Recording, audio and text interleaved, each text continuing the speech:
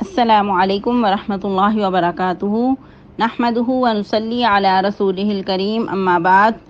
امید کرتے ہیں آپ تمام سسٹرز خیر و عافیت سے ہوں گی اور ایمان کی بہترین حالت میں ہوں گی۔ اللہ رب العزت سے دعا ہے آپ کی طرف ہر بڑھنے والا شر خیر و دل دے، آمین آمین۔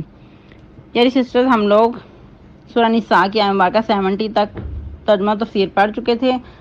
آج کا لیسن آیت مبارکہ 71 سے سٹارٹ کریں گے اور 73 تک کمپلیٹ کریں گے۔ لیسن بہت تھوڑا ہوگا تو آپ لوگوں نے اچھے سے یاد کرنا ہے اور سنانا بھی ہے۔ تو آئیے لیسن سٹارٹ کرتے ہیں۔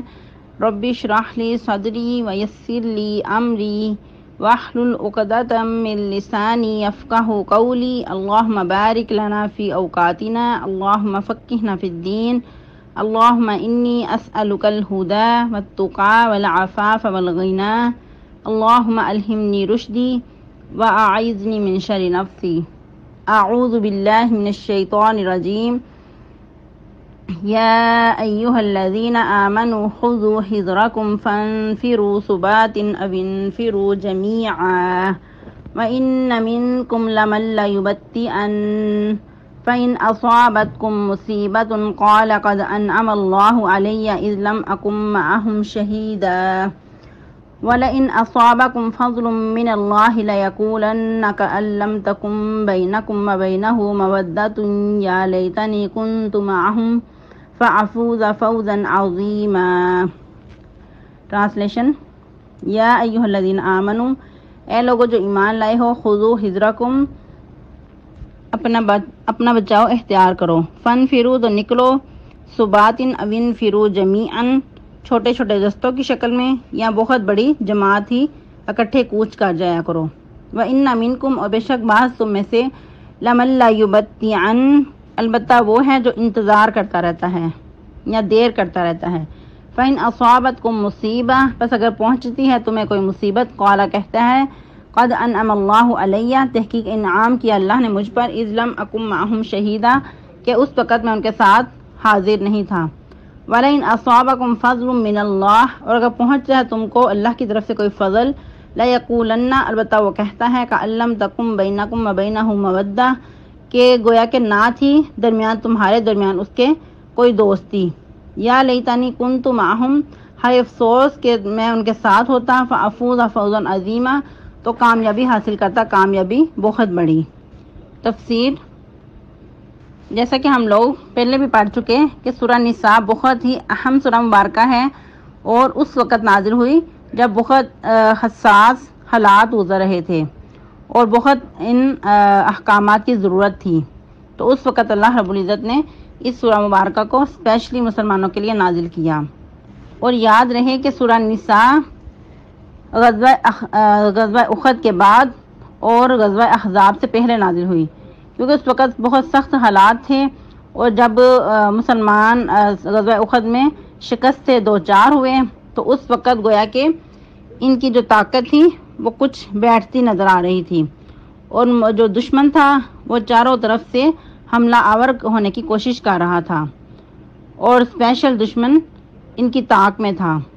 تو اللہ رب العزت اس وقت مسلمانوں کو اسپیشلی ٹرینڈ کر رہے ہیں کہ تم نے ان حالات میں کیا کرنا ہے، اتنے سخت حالات کا سامنا تمہیں کرنا پڑ رہا ہے، تو اب ان حالات میں تم نے اپنا بچاؤ کیسے کرنا ہے۔ تو جیسا کہ آپ کو پہلے بھی بارہا بتایا جا چکا کہ جب یا ایھا الذین آمنوا آئے تو اس وقت کچھ اسپیشلی احکامات کا نزول اللہ رب العزت فرما رہے ہوتے ہیں اور اسپیشلی مومنین کو مخاطب کر رہے ہوتے ہیں۔ اور جیسا کہ عبداللہ بن عباس فرماتے ہیں کہ ایمان کا تقاضا ہے کہ اس وقت مسلمان مومن رک کر اس کو دیکھیں، تدبر کریں کہ اسپیشلی احکامات ان کے لیے نازل ہو رہے ہیں۔ تو اللہ رب العزت کیا فرما رہے ہیں، اے ایمان والو، اپنے بچاؤ کے لیے اسلحہ تیار رکھو۔ تو اس وقت پھر اکٹھے ہی کوچ کر جاؤ یا چھوٹی چھوٹی جماعتیں نکلو، یعنی کہ چھوٹے چھوٹے دستوں کی شکل میں نکلو یا پھر اکٹھے ہی بہت بڑی جماعت کے ساتھ کوچ کر جاؤ۔ یہ وقت اور حالات کے تحت ہوگا، ہر انسان وقت اور حالات کے تحت حکمت کے ساتھ معاملہ کرے، اور اس میں ہمیں بہت ہی اہم اصول و ضوابط سمجھائے جا رہے ہیں کہ اگر انسان سفر میں بھی نکلے تو اکیلا ہی سفر کے لیے روانہ نہ ہو جائے، جیسا کہ پہلے پہل بہت کٹھن سفر ہوا کرتے تھے اور دشمن کا بھی سامنا ہوتا تھا، تو اس وقت کیا سکھایا گیا کہ اگر سفر میں بھی نکلو تو اکیلے ہی نہ نکلو بلکہ کچھ لوگوں کے ساتھ نکلو، جیسا کہ حدیث بخاری شریف کی بھی روایت ہے، یعنی کہ پیارے نبی صلی اللہ علیہ وسلم کا ارشاد گرامی ہے کہ بہترین دستہ 4 لوگوں کا ہے، یعنی کہ اگر انسان سفر کے لیے بھی نکلے تو مل کر 4 لوگ کم سے کم ہوں، یا پھر اس کے بعد 400، پھر اس سے بھی مزید آگے بڑھیں تو 4000 کا لشکر ہے، یعنی کہ ان کو بہترین کہا گیا، کیونکہ اس سے انسان کی ایک قوت بن جاتی ہے۔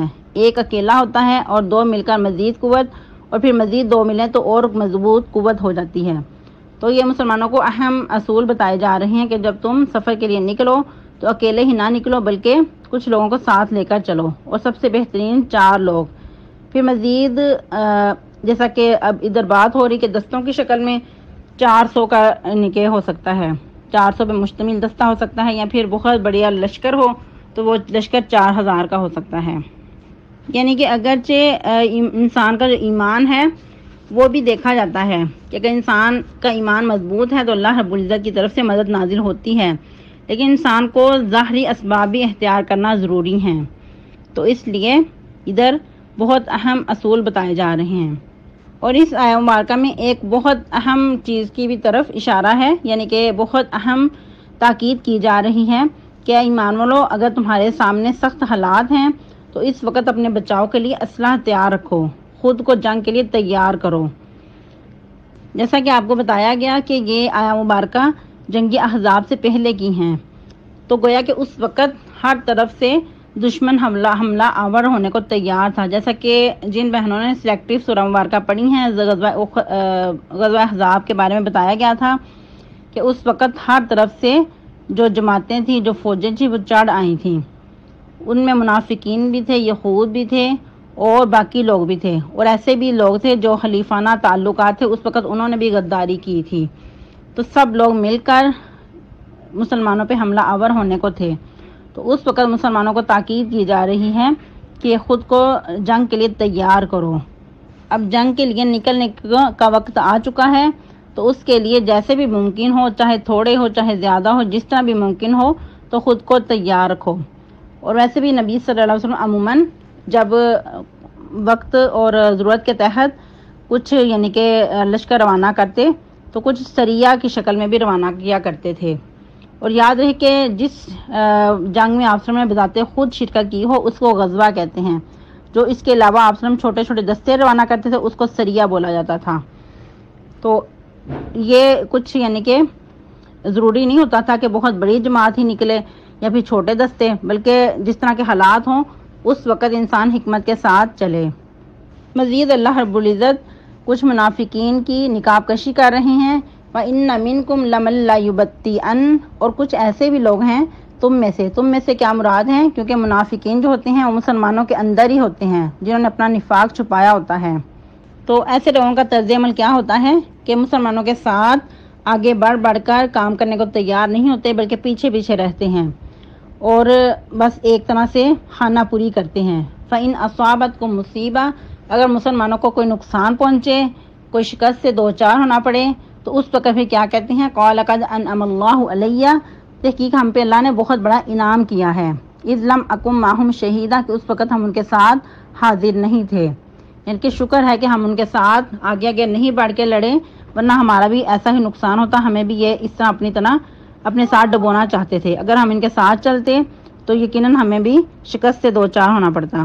پھر مزید ان کا کیا کردار ہے؟ خود غرضی اور مفاد پرستی کی انتہا، وَإِنْ أَصَابَكُمْ فَضْلٌ مِّنَ اللَّهِ، اور اگر مسلمانوں کو اللہ کی طرف سے فضل و کرم حاصل ہوتا ہے، ان کی فتح حاصل ہو جاتی ہے، تو کیا کہتے ہیں؟ لَيَقُولَنَّ، البتہ وہ کہتے ہیں كَأَن لَّمْ تَكُن بَيْنَكُمْ وَبَيْنَهُ مَوَدَّةٌ، کہ گویا کہ نہ تھی درمیان تمہارے اور درمیان اس کے کوئی دوستی۔ ہائے افسوس، یا لیتنی، ہائے افسوس، کنت معہم، میں بھی ان کے ساتھ ہوتا، فافوز فوزا عظیما، تو میں بھی بہت بڑی کامیابی حاصل کر لیتا۔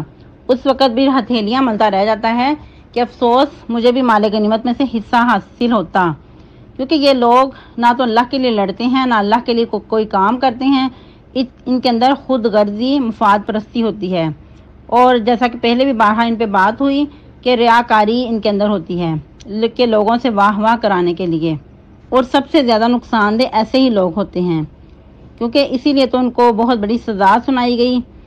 اللہ رب العزت کیا فرماتے ہیں؟ ان المنافقین فی الدرک الاسفل من النار، کہ منافقین جہنم کے سب سے نچلے درجے میں ہوں گے، کیونکہ یہ مومنین کو بھی دھوکے میں ڈالنا چاہتے تھے اور اللہ کو بھی گویا کہ نعوذ باللہ استغفر اللہ دھوکہ دینا چاہتے تھے، حالانکہ ایسا نہیں کر سکتے۔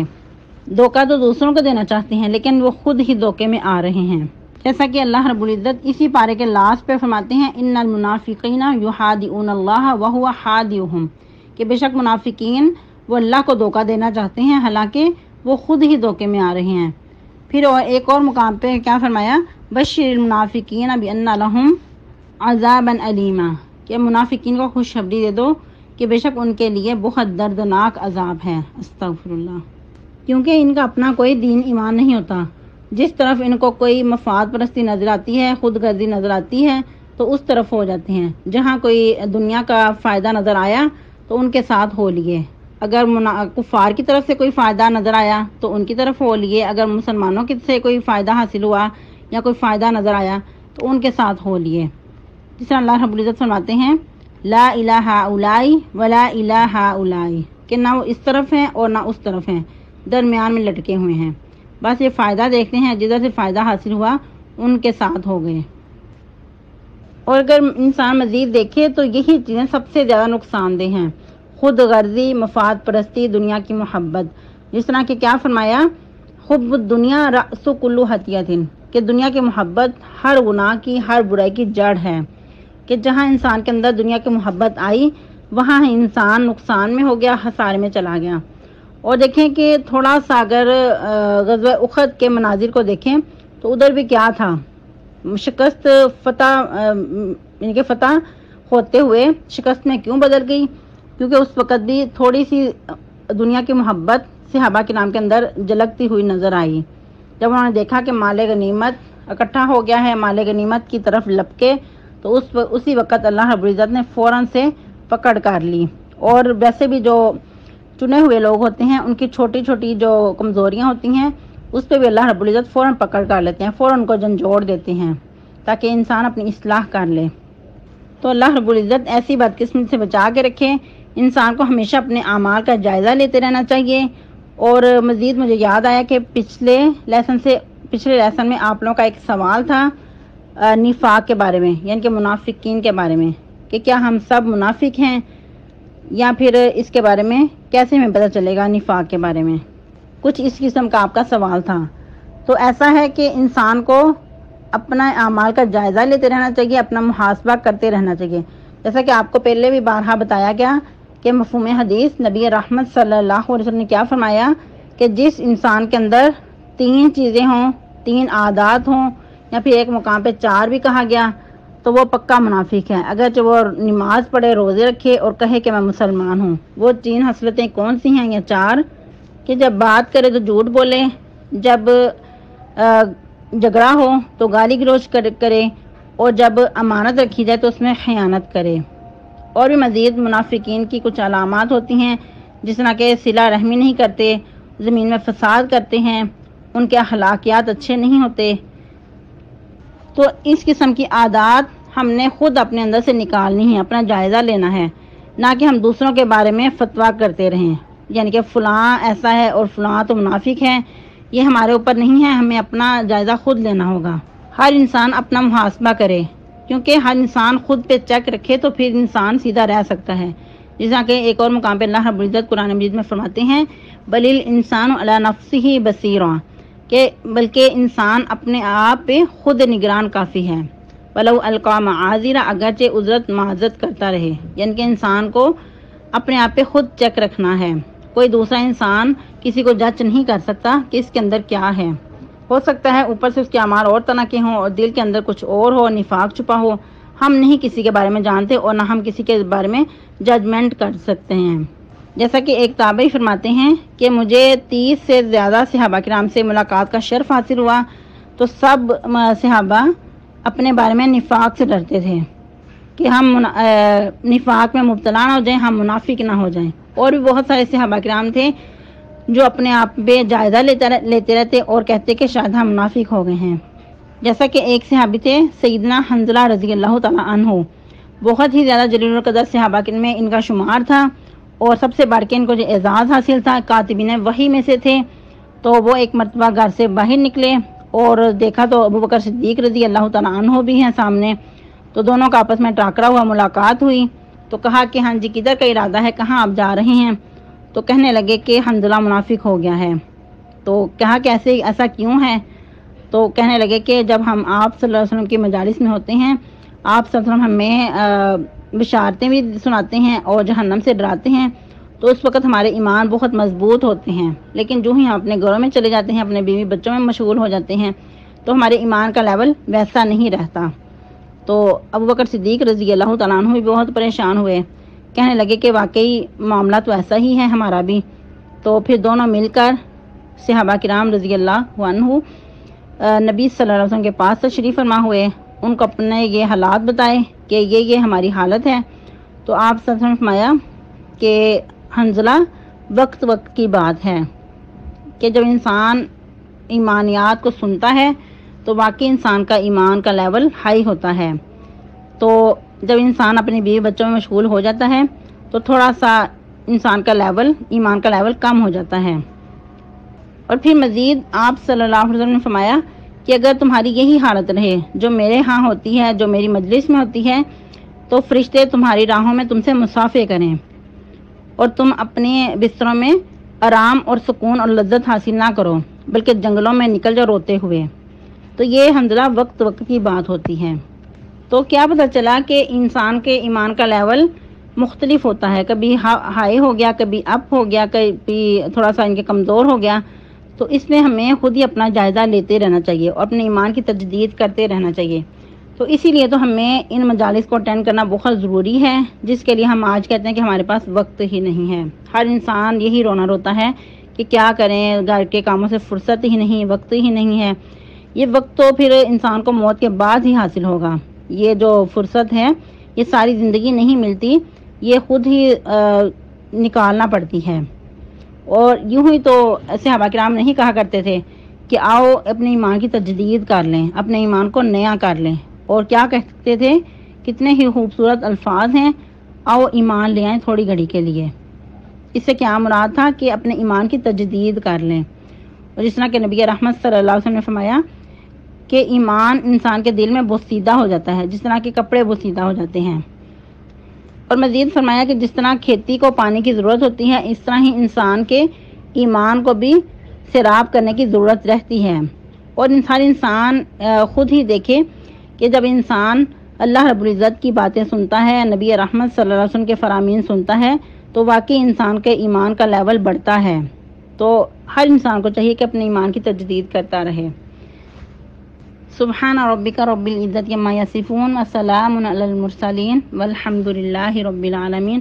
اور بہت اہم اناؤنسمنٹ آپ کے لیے کہ آپ لوگوں نے عید کی چھٹیوں کے لیے چھٹی کر کے نہیں بیٹھ جانا۔ ابھی آپ لوگوں کو چھٹی نہیں دی جائے گی، ابھی انشاءاللہ العزیز جیسا کہ جمعرات کو عید ہے تو آپ لوگوں کو منگل کو چھٹی دی جائے گی۔ منگل کا لیسن بھی انشاءاللہ ہوگا، تو پھر نیکسٹ پہلی چھٹی جو آپ کی ہوگی وہ بدھ کی ہوگی۔ اللہ رب العزت ہم سب کا حامی و ناصر ہو، اور اللہ رب العزت ہم سب کو اپنے لیے چن لے۔ ربنا تقبل منا انک انت السمیع العلیم وتب علینا انک انت التواب الرحیم۔ والسلام علیکم ورحمۃ اللہ وبرکاتہ۔